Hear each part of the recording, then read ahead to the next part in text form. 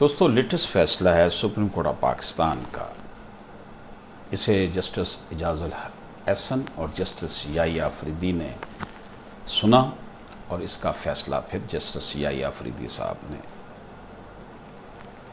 लिखा। इस फैसले के हवाले से बात करते हैं। 9 सफ़ात पर मुश्तमिल ये फैसला है। Civil petition number 2144L of 2011 29/7/2021 को ये हेयरिंग हुई इसकी। This is a classic case of siblings wrangling over part of the legacy of their father Muhammad Deen, who died on 15/1/1996.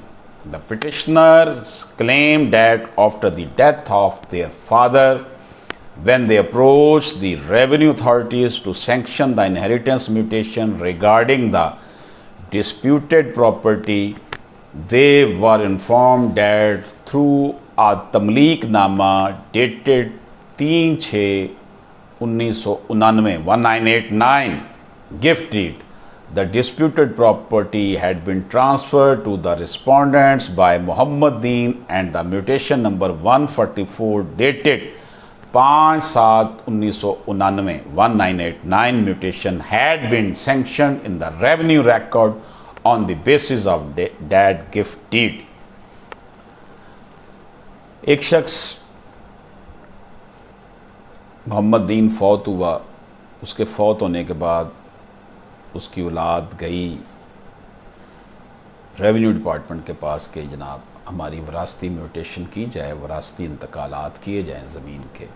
वहाँ उनको बताया गया कि ये तो रिस्पोंडेंट्स के नाम आपके अब्बा ने गिफ्ट डीड कर दी थी।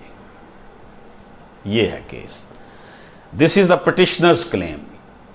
पिटिशनर्स का क्लेम ये है, prompted them to file a suit for declaration that the Tamleek-Nama was void, and also for the permanent injunction to restrain the respondents from interfering with their rights over the disputed property. उन्होंने कहा जनाब ये तो तमलीक-नामा wide है, illegal है, इनको permanent injection दी जाए और रिस्पोंडेंट्स को रोका जाए कि वो उनके राइट्स को ना डिस्टर्ब करें। The trial court dismissed the suit of the petitioners. Being aggrieved, the petitioner filed an appeal which was allowed by the appellate court, void judgment dated 6/12/2001, and their suit was decreed. Trial court ने petitioners का जो है वो दावा नहीं माना। उन्हें फिर मजबूरन first appellate court district court में जाना पड़ा। वहाँ उनके हक में डिग्री हो गया और ये डिग्री फिर हाई कोर्ट में चैलेंज कर दी उन्होंने, जिन्होंने गिफ्ट अपने नाम करवाई हुई थी। अब ये सुप्रीम कोर्ट ऑफ पाकिस्तान जो है उसकी बात है। वो कहते हैं, जज साहब ने लिखा है, We have heard the learned counsel for the parties at some length and have also gone the record of the case with their able assistance. उनका जी हमने दोनों वकला को सुना, रिकॉर्ड देखा। सबसे पहली बात तो मेंटेनेबिलिटी ऑफ द सूट की बात है।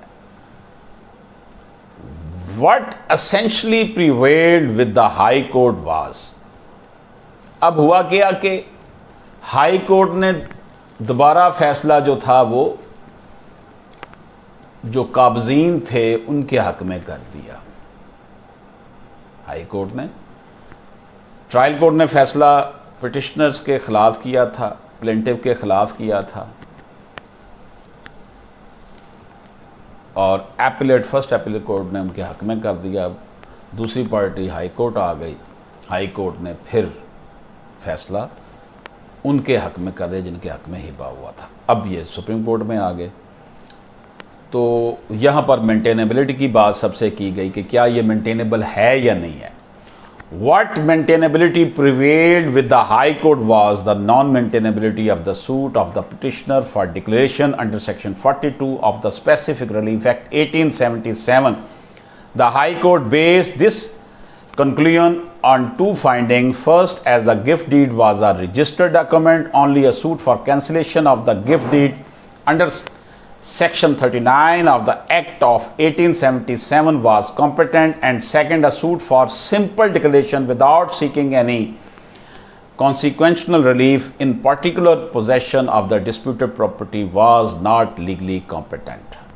उन्होंने कहा जनाब कि ये जो पटिशनर ने जो केस किया है डिक्लेरेशन का, ये दुरुस्त नहीं है.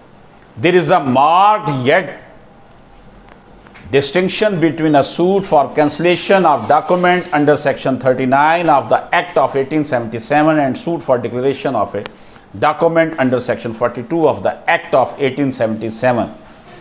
They are crucial feature determining which remedy the aggrieved person is adopt is whether the document is void or voidable.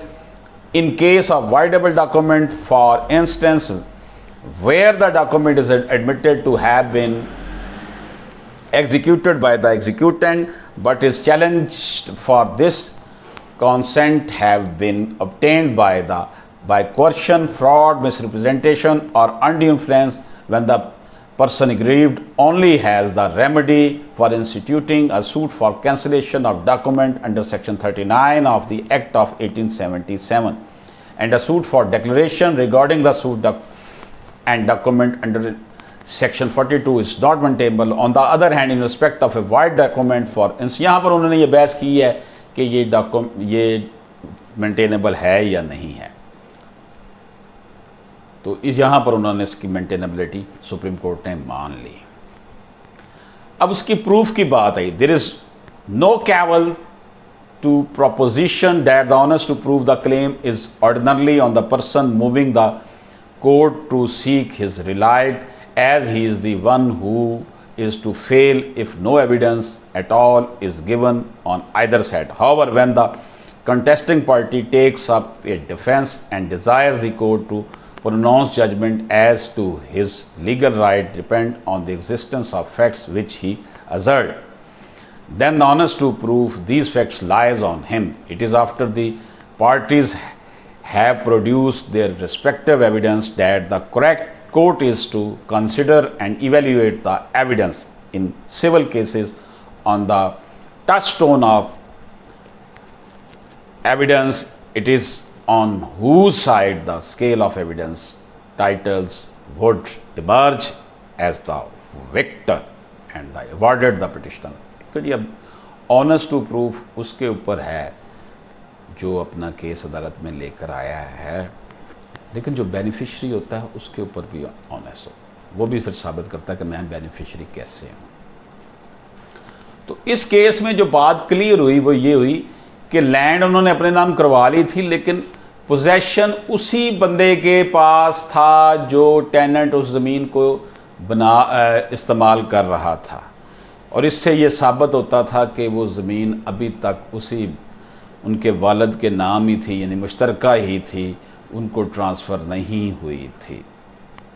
The impugned judgment of the high court passed in its revisional jurisdiction in property appreciating the crucial factual aspect of the case and the evidence available on the record, and in correctly applying the relevant law on the subject. Hence, its warrants correction by interference of this court to prevent miscarriage of justice. This petition is therefore converted into appeal and allowed. Consequently, the impugned judgment passed by the High Court is set aside and the judgment passed by the learned appellate court is upheld and maintained. तो district court ने जो फैसला किया था कि ये हिबा गलत करवाया गया, उसको कैंसिल कर दिया गया. इजाज़त दीजिए. अल्लाह हाफिज़.